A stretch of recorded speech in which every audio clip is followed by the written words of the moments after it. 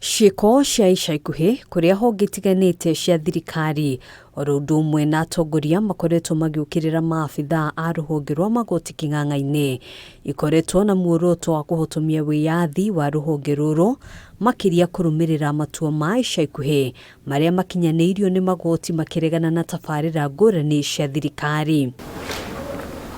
Kũringana na ikundi ngũrani cia kũhũranĩra ihoto cia ũmũndũ, ngucanio ici icũngĩrĩirie gĩcunjĩ kĩnene kĩa Akenya kwaga mwĩhoko na rũhonge rwa Magoti thutha wa maabithaa amwe gwĩkũĩrwo ungumania na kũingĩrĩrio ũteti. These deficiencies are manifest in delayed rulings, inconsistent judicial decisions and public controversies surrounding judicial conduct.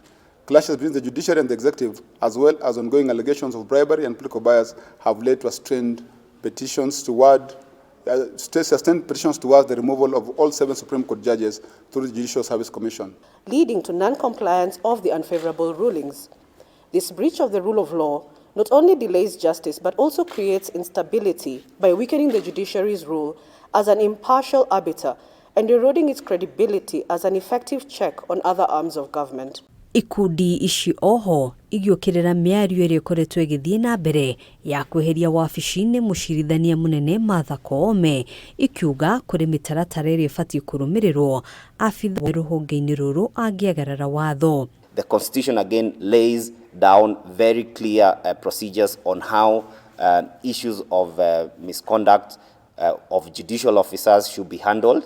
It should not be handled in funerals or on social media. We do not want to perpetuate some of the practices that have been observed where people disrespect court orders.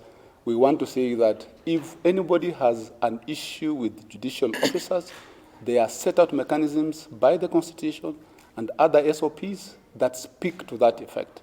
Oho magĩkũmithia kweherio kwa maabithaa a ũgitĩri kũrĩ amwe a maabithaa aya kĩrĩa maugĩte nĩ igeria rĩa kũmaguoyohia nĩguo maregerie mũrũgamo. The withdrawal of the security for the Honorable Chief Justice of the Republic of Kenya, Honorable Martha Koome, in January of 2025 marked a further escalation, reinforcing concerns about the undue influence of the judiciary's constitutional mandate.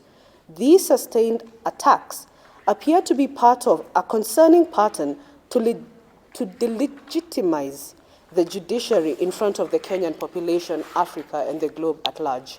Handũ-inĩ ha Kameme TV, gĩtagwo Ngina wa Wadiro.